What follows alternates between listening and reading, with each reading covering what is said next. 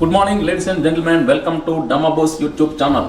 ఈరోజు మనం డిస్కస్ చేయబోయే topic the most important topic, IndiGo airline crisis. ప్రపంచవ్యాప్తంగా ఈ రోజు భారతదేశం వైపే చూస్తుంది. అన్ని దేశాలు కూడా కేవలం భారతదేశాన్ని చూస్తున్నాయి. ఎందుకంటే ఏ దేశంలోని జరగనటువంటి ఎయిర్లైన్ క్రైసిస్ కేవలం ఇండియాలోనే జరిగింది. 2 నెలల ముందే మీరు ఒక ఫ్లైట్ టికెట్ బుక్ చేసుకున్నారు, ప్రయాణించడానికి అన్ని సిద్ధం చేసుకున్నారు. ఫ్లైట్ డిసెంబర్ 5 టేక్ ఆఫ్ అవ్వాలి. కరెక్ట్గా మీరు ఎయిర్పోర్ట్లో వెయిట్ చేస్తున్నారు.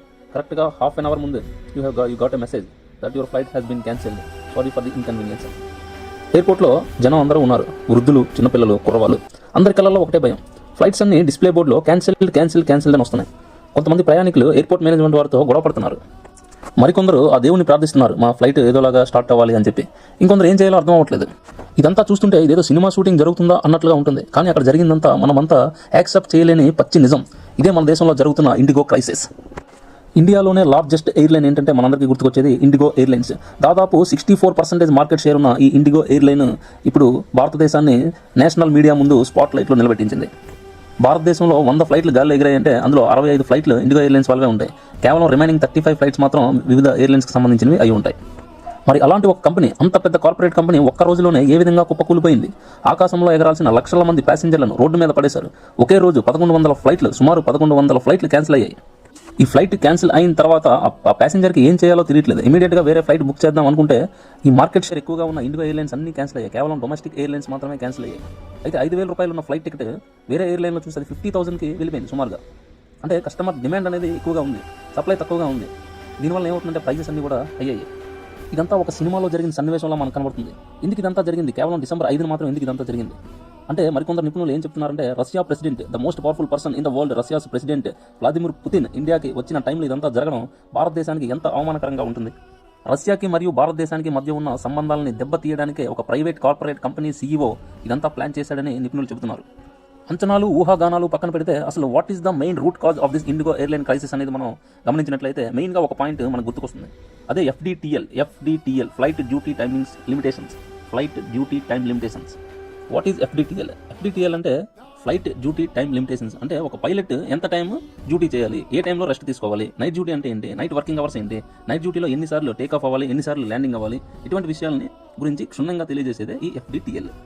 ఒకసారి ఇమేజిన్ చేయండి, మీరు ఒకవేళ ఒక లారీ డ్రైవర్ అయి ఉంటే 24 గంటలు కంటిన్యూస్గా డ్రైవ్ చేస్తే ఏమవుతుంది?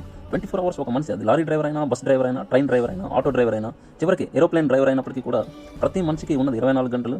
24 అవర్స్ కంటిన్యూస్గా పనిచేస్తే ఏమవుతుంది? యాక్సిడెంట్ అయ్యే ఛాన్సెస్ అనేవి ఉంటుంది. రోడ్డు మీద నడిచే వాహనాలకి కొంచెం అప్రమత్తంగా ఉన్నప్పటికీ కూడా సడన్గా బ్రేక్ వేస్తే ఆగుతుంది అన్న హోప్ అయితే ఉంటుంది. అలాంటిది ఒక ఏరోప్లేన్ పైలట్ అప్రమత్తంగా ఉంటే there is no second chance. అందుకే ఈ పైలట్ ఎంత టైం రెస్ట్ తీసుకోవాలి, ఆ క్రూ సిబ్బంది ఎవరైతే ఉన్నారో వాటికి సంబంధించిన గైడ్లైన్స్ని ఐసీఏఓ అనేది డిసైడ్ చేస్తుంది. ఐసీఏఓ అంటే ఇంటర్నేషనల్ సివిల్ ఏవియేషన్ అథారిటీ. ఇది 1944లో వచ్చింది. ఐసీఏఓ ఇచ్చిన డైరెక్షన్స్ అన్ని కూడా డీజీసీఏ ఫాలో అవుతుంది. డీజీసీఏ అంటే directorate general of civil aviation.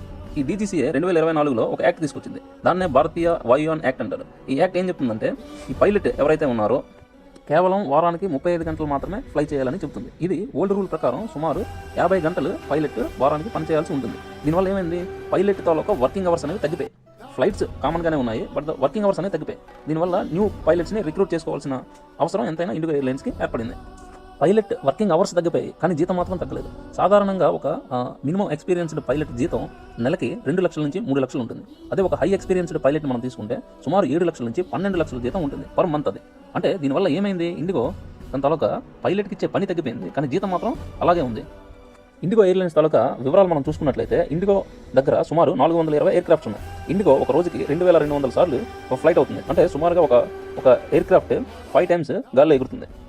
ఈ రివైజ్డ్ ఎఫ్డిటిఎల్ నామ్స్ ప్రకారము ఏ పైలట్ అయితే రాత్రి 12 గంటల నుంచి ఉదయం 6 గంటల మధ్యలో టేక్ ఆఫ్ అయ్యాడో వాడు నైట్ డ్యూటీ కింద వస్తాడు. అంటే సుమారు రాత్రి 12 నుంచి ఉదయం 6 గంటల మధ్యలో ఒక పైలట్ టేక్ ఆఫ్ అయితే వాడు కేవలం 2 ల్యాండింగ్స్ చేస్తే సరిపోతుంది, వాడి డ్యూటీ అనేది అయిపోతుంది.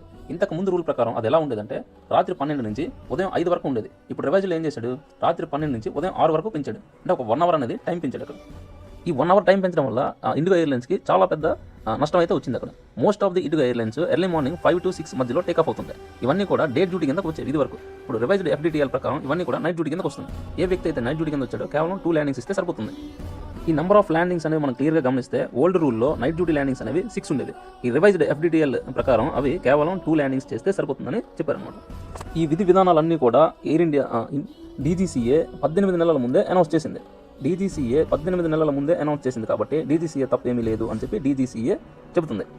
అయితే డీజీసీఏ ఇన్ఫార్మ్ చేసింది ఫాలో అవ్వాల్సింది Air India, Akasa, IndiGo, SpiceJet ఇంకా ఇలాంటి ఎయిర్లైన్స్ అన్ని కూడా ఫాలో అవ్వాలి. అయితే ఇక్కడ Air India, SpiceJet, Akasa airlines అనేది ఏదైతే డీజీసీఏ ఇచ్చిన నామ్స్ని సాటిస్ఫై చేస్తూ వారి యొక్క పైలట్స్ని రిక్రూట్ చేసుకున్నారు. కానీ ఇండిగో లార్జెస్ట్ మార్కెట్ షేర్ ఉండడం వలన గవర్నమెంట్ ఇచ్చే విధి విధానాలను సీరియస్గా తీసుకోలేదు. ఈ ఘటన జరగడానికి 6 నెలల ముందు ఇండిగో సీఈఓ పీటర్ ఎల్బర్స్ ఏమన్నాడంటే, మేము బీజేపీ గవర్నమెంట్ తెచ్చినటువంటి న్యూ FDTL రూల్స్ని పాటించడానికి మాకు ఏ విధమైన ఇబ్బంది లేదు అని, మేము ఎంతో వినమ్రంగా ఈ యొక్క మార్పుని స్వాగతిస్తామని తెలియజేశారు. ఇండిగో CFO కూడా దీనికి ఏకీభవించాడు. కానీ వాళ్ళు చెప్పిన మాటలకి ఇక్కడ జరిగిన సందర్భానికి ఏ మాత్రం పొందడం లేదు. All of a sudden December 5th వచ్చేసింది. మనం ఇప్పుడు ఎయిర్పోర్ట్లో ఉన్నాం. ఎటు చూసినా గందరగోళం. ఇండిగో ఎయిర్లైన్స్ కుప్పకూలిపోయింది. ఈ సందర్భాన్ని చూసిన నెటిజన్లందరూ కూడా ఇండిగో మిస్కాలిక్యులేషన్స్ వల్లనే ఈ తప్పిదం జరిగిందని, లేకపోతే ఇండిగో యారోగెన్స్ వలన ఈ తప్పు జరిగిందని, మరికొందరు పుతిన్ పర్యటనలో ఇండియా పరువు తీయాలని పాకిస్తాన్ వేసిన పన్నాగం అని చెప్పి ఎవరికి నచ్చింది వాళ్ళు కామెంట్స్ చేస్తున్నారు. అయితే వాస్తవంలోకి వస్తే ఇండిగోకున్న స్ట్రెంత్ ఏంటంటే 65% మార్కెట్ షేర్. దీన్నే మోనోపలి అంటారు. ఏదైనా ఒక రంగంలో మెజారిటీని ఒకే ఒక కంపెనీ డామినేట్ చేస్తే దాన్నే మనం మోనోపలి అంటాం.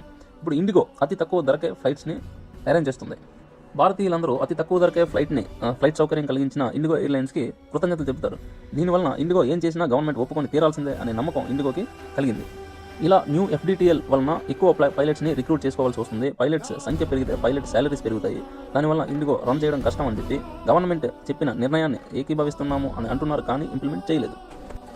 ఇండిగో ఫ్లైట్ టికెట్స్ అన్ని అమ్మేసింది. ఫ్లైట్ టైమింగ్స్ కూడా క్లియర్గా ఉన్నాయి. లాస్ట్ మినిట్లో ఫ్లైట్ క్యాన్సిల్ అయింది.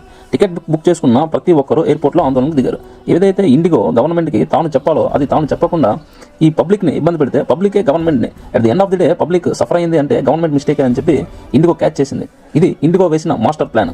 ఇండిగో అనుకున్నట్టే ప్రజలందరూ కూడా గవర్నమెంట్ పైన వ్యతిరేకంగా పోస్టులు చేయడం మొదలుపెట్టారు. దీనికి హూ ఈజ్ రెస్పాన్సిబుల్ అంటే the young minister of civil aviation none other than Andhra Pradesh TDP party mister Rammohan Naidu లైవ్లోకి వచ్చారనమాట. ఈయన ఒక ప్రెస్ రిలీజ్ ఇచ్చారు.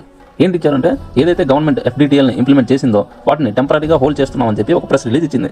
ఎగ్జాక్ట్గా ఇండిగో ఎయిర్లైన్స్ ఏదైతే కావాలనుకుందో చివరికి అదే జరిగింది. కానీ అది ఇండిగో ఎయిర్లైన్స్ బ్రతిమాలితే రాలేదు. పబ్లిక్ గవర్నమెంట్ మీద తిరగబడితే వచ్చింది. December 4, December 5 ఇండియాకి చాలా ముఖ్యమైన రోజులు. ప్రపంచంలోనే most powerful person Vladimir Putin గారు ఇండియాకి రావడం, ఇండియా రష్యా ఆర్థిక సంబంధాలు మెరుగుపడతాయని అనుకునే లోపే ఇదంతా జరగడం. ఇది ఒక కోఇన్సిడెంట్ అంటారా లేకపోతే ఒక కాన్స్పిరసీ అంటారా ఎవరికి తెలుసు. ప్రపంచంలో ఉన్న ప్రతి మీడియా పుతిన్ యొక్క ట్రావెల్ని కవర్ చేస్తుందని అనుకునే లోపే నేషనల్ మీడియా స్పాట్లైట్ అంతా కూడా కేవలం ఇండియాలో ఉన్న ఎయిర్పోర్ట్స్ మీద పడింది. ఎయిర్పోర్ట్లో జరిగే గొడవల్ని కవర్ చేసుకునే లోపే ఈ 2 రోజులు గడిచిపోయి ప్రపంచం అంతా ఇండియా వైపు చూస్తున్న తరుణంలో PMO, civil aviation, home ministry high security అరేంజ్మెంట్స్లో బిజీగా ఉన్న ఈ సమయంలో ఇండిగో ఎయిర్లైన్స్ సుమారు 1000కి పైగా ఫ్లైట్స్ను ఒకే రోజు క్యాన్సిల్ చేయడం వల్ల భారీ నేషనల్ న్యూస్ అయిపోయింది. అదంతా కూడా ఇండియా యొక్క పరువును నేషనల్ మీడియా ముందు డ్యామేజ్ చేసింది కేవలం ఇండిగో ఎయిర్లైన్స్ అని చెప్పడంలో ఏ సందేహం లేదు. కొంతమంది వాదనల ప్రకారం టర్కిష్ ఎయిర్లైన్స్కి ఇండిగో ఎయిర్లైన్స్కి మంచి సంబంధం ఉంది. ఈ సంబంధమే ఈ యొక్క గొడవకి దారితీసింది అని చెప్పడంలో ఒక పాయింట్. ఇంటర్నేషనల్ ఫ్లైట్స్కి సంబంధించి ఒక వర్డ్ ఉంటుంది, కోడ్ షేర్ అనేది ఒకటి ఉంటుంది. కోడ్ షేర్ అంటే టర్కీ వాడు ఫ్లైట్ ఇండియాలో పెడతాడు, కానీ దాని టికెట్ ఇండిగో వాడు మాత్రం అమ్ముతాడు. ఇండిగో వాడు టికెట్ అమ్మినంత వరకే, ఆ తర్వాత ప్యాసింజర్ తాలూకా పూర్తి రెస్పాన్సిబిలిటీ టర్కిష్ ఏరోప్లేన్ అనేది చూసుకుంటుంది. ఈ కోడ్ షేర్ అనేది టర్కిష్ ఎయిర్లైన్స్కి ఇండిగో ఎయిర్లైన్స్కి చాలా ఎక్కువగా ఉంది. టర్కీ అనేది ఇప్పుడు కూడా పాకిస్తాన్ని సపోర్ట్ చేస్తుంది, ఇండియాని దెబ్బతీయాలని చూస్తుంది. ఇదంతా కూడా మనందరికీ తెలుసు. దీన్ని బట్టి మనందరం ఏం గ్రహించగలం, ఇండిగోకి టర్కీతో డీప్ కనెక్షన్ ఉంది. కానీ మనందరికీ తెలిసింది ఏంటి, టర్కీ ఎప్పుడు పాకిస్తాన్ని సపోర్ట్ చేస్తుంది. కేవలం ఒక్క రోజుకి ఇండిగో 2700 ఫ్లైట్స్ని ఎగరేయగలదు. అందులో 1000 ఫ్లైట్స్ క్యాన్సిల్ అయ్యాయి, మిగతా 1700 ఫ్లైట్లు స్మూత్గా ఆపరేట్ అయ్యాయి. ఇది కేవలం గవర్నమెంట్ మీద ప్రెజర్ పెట్టడానికి, ఆ FDTL రూల్స్ని హోల్డ్లో ఉంచడానికి ఈ టర్కీ ఎయిర్లైన్స్ సహాయంతో ఇండిగో ఎయిర్లైన్స్ చేసిన దుస్సాహసం అనే మనం చెప్పుకోవచ్చు. ఎట్టకేలకు ఈ గేమ్లో కార్పొరేట్ కింగ్ ఇండిగో ఎయిర్లైన్స్ గెలిచింది. గవర్నమెంట్ తను ఇచ్చిన గైడ్లైన్స్ని తనే వెనక్కి తీసుకుంది. మోనోపోలీ అంటే ఇలా ఉంటుందా, ఇంత శక్తి ఉంటుందా, ఎంతటి గవర్నమెంట్ అయినా వెనక్కి తగ్గాల్సిందేనా? అపర మేధావి నరేంద్ర మోడీ సైతం ఏ విధమైన చర్యకి పాల్పడలేదు. కేవలం వాళ్ళపైన వార్నింగ్ కూడా ఇవ్వలేదు, అఫీషియల్గా ఏ స్టేట్మెంట్ ఇవ్వలేదు. ఒక కార్పొరేట్ అనుకుంటే ఏ పనైనా చేయగలదు, ఎంతటి గవర్నమెంట్ అయినా ఎదిరించగలదు అనడానికి నిదర్శనంలా ఉంది ఈ సందర్భం. నిజానికి ఈ ఫైట్ ఇండిగో ఎయిర్లైన్స్కి, నరేంద్ర మోడీ బీజేపీ గవర్నమెంట్కి. కానీ బాధితులు మాత్రం కేవలం పాసింజర్లు. వారు అనుకున్న సమయానికి, అనుకున్న ప్రదేశానికి, అనుకున్న విధంగా వెళ్ళలేకపోయారు. ఎంతో ఇంపార్టెంట్ మీటింగ్స్ అన్ని క్యాన్సిల్ అయిపోయి, చాలామంది హాలిడేస్ వేస్ట్ అయిపోయి, అన్ని రకాల ఇబ్బందులు కూడా పడ్డారు. ఒక ఆమె అయితే ఏకంగా తన భర్త శవాన్ని ట్రాన్స్పోర్ట్ చేద్దామని చెప్పి ఎయిర్పోర్ట్లో ఉంచింది. ఫ్లైట్ క్యాన్సిల్ అయింది, ఇంకో ఫ్లైట్ బుక్ చేస్తే అది క్యాన్సిల్ అయింది. ఘోరమైన నిజాలు ఎయిర్పోర్ట్లో ఎప్పుడు చూడలేనివి మనం చూడవలసి వచ్చింది. ఈ ఫ్లైట్ రేట్స్ ఏవైతే ఉన్నాయో, ఫ్లైట్ క్యాన్సిల్ అయిన సందర్భంగా ఇమీడియట్గా విపరీతంగా రేట్లు పెరిగిపోయి 5,000 టికెట్ 50,000 అయింది. డిమాండ్ అండ్ సప్లై పెరిగిపోయింది. దీన్నే డే లైట్ రాబరీ అని అంటారు.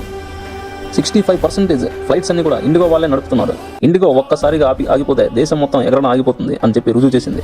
అందుకే గవర్నమెంట్ హెల్ప్లెస్గా ఉంది. మరి ఇంకా ఏమీ చెయ్యాలో తెలియక గవర్నమెంట్ తను ఇచ్చిన రూల్స్ని తను వెనక్కి తీసుకుంది. ఈ ఫ్లైట్ క్యాన్సిల్ అయిన తర్వాత ఏదైతే రిఫండ్ ప్రొసీజర్ ఉంటుందో అది చాలా డిలే అయింది. వాస్తవానికి ఫ్లైట్ క్యాన్సిల్ అయిన వెంటనే రిఫండ్ రావాలి. ఫ్లైట్ క్యాన్సిల్ అవ్వడానికి కొన్ని గంటల ముందే విషయం తెలియపరచాలి. కానీ ఈ ఎయిర్లైన్స్ కేవలం కొన్ని నిమిషాల ముందు మాత్రమే తెలియపరిచింది. ఈ కమ్యూనికేషన్ డిలే ఏదైతే ఉందో ఇది కంప్లీట్గా ఇండిగో ఎయిర్లైన్స్ కావాలనే చేసిన పని. ఇది కావాలనే ప్యాసింజర్లని ఇబ్బంది పెట్టే పని. ఇది కావాలనే గవర్నమెంట్ మీద ప్రెజర్ చేయడానికి పబ్లిక్ని ఒక ఆయుధంగా వాడుకుందని మనందరికీ క్రిస్టల్ క్లియర్గా అర్థమవుతుంది. అయితే మరి ఇంత ఇబ్బంది పడే రూల్స్ని డీజీసీఏ ఎందుకు తీసుకుంది అని డీజీసీఏ అడగగా డీజీసీఏ సేఫ్టీ ఈజ్ మ్యాండేటరీ అని చెప్పి, సేఫ్టీయే మనందరికీ ముఖ్యమని, పైలట్ సేఫ్టీ దృష్ట్యానే ఈ రూల్స్ తీసుకొచ్చామని చెప్పి డీజీసీఏ అంటుంది. అయినప్పటికీ కూడా ఇండిగో ఎయిర్లైన్స్ ఆ యొక్క సేఫ్టీ మ్యాండేటరీ రూల్స్ని పక్కన పెట్టి ఏదైతే పాత విధానం ఉందో అదే విధానంలో కొనసాగిస్తుంది. దానికి గవర్నమెంట్ కూడా ఏమీ చేయలేకపోయింది. ఇండిగో ఎయిర్లైన్స్ని ఏ విధంగా దెబ్బతీయాలి, గవర్నమెంట్ దీనికి ఏం చేస్తుంది, what is the demand for action అనేది మనం చూసుకున్నట్లయితే ప్యాసింజర్ అసౌకర్యానికి మినిమం కాంపెన్సేషన్ అనేది పే చేయాలి. ఒకవేళ నా ఫ్లైట్ 10,000 అయితే నాకు 5 times కాంపెన్సేషన్ అనేది ఇస్తే నేను సాటిస్ఫై అవుతాను. ఈ యొక్క మోనోపోలీ ఏదైతే ఉందో ఇది అతి చాలా ప్రమాదకరమైనది. మోనోపోలీ ఎప్పటికైనా తాను అనుకున్నదే చేస్తుంది తప్ప గవర్నమెంట్ విధి విధానాలను పాటించదు. పాటించినా కూడా అది చాలా టైం తీసుకుంటుంది. ఈ ఇండిగో ఎయిర్లైన్స్కి అతిపెద్ద సపోర్టర్ అయిన టర్కిష్ ఎయిర్లైన్స్కి మధ్య ఉన్న కోడ్ షేర్ని రివ్యూ చేయాలి. ఈ కోడ్ షేర్లో ఎన్ని ఫ్లైట్స్ టర్కీ ఇండియాలో రన్ అవుతున్నాయో కూడా మనం చెక్ చేయాలి. స్ట్రిక్ట్ ఎన్ఫోర్స్మెంట్ ఆఫ్ FDTL రూల్స్ని ఫాలో అవ్వాలి. ఈ FDTL రూల్స్ని పెట్టింది government pilot and crew safety నిమిత్తం పెట్టారు. ఇది చాలా మంచిది. కొంచెం ఆలస్యమైన దీన్ని ఇంప్లిమెంట్ అయ్యేలా చూసుకోవాలి. ఇది విశాల భారతదేశం. ఇక్కడ ఏమైనా జరుగుతుంది, ఎంత భయంకరమైన పనులైనా జరుగుతాయి. మనం చర్చించడానికి వీలయ్యే అంశాలు చాలానే ఉంటాయి. మనం కేవలం చర్చించడానికి మాత్రమే పరిమితం అవుతాం. దానిలో వేలు పెట్టి అందులో మార్చడానికి మనం కేవలం ఒక సాధారణ పబ్లిక్ కాబట్టి మనం దాన్ని ఏం చేయలేం. ఏం జరుగుతుంది అనేది సినిమా చూసినట్టు చూస్తాం. ఇండియా వాడు భారతదేశ ప్రజాస్వామ్యాన్ని ఏ విధంగా దెబ్బతీశాడు, ఒక పబ్లిక్ ని ఏ విధంగా ఇబ్బంది పెట్టాడు, ఒక రూలింగ్ పొజిషన్ అత్యంత మెజారిటీ కలిగిన బీజేపీ గవర్నమెంట్ కూడా ఏమీ చేయలేకపోతుందంటే మోనోపోలీ తర్వాత సత్తా ఏంటి అనేది ఇండియా ఎయిర్లైన్స్ వాళ్ళు మనందరికీ కూడా కంటికి కనబడినట్టు చూపించాడు.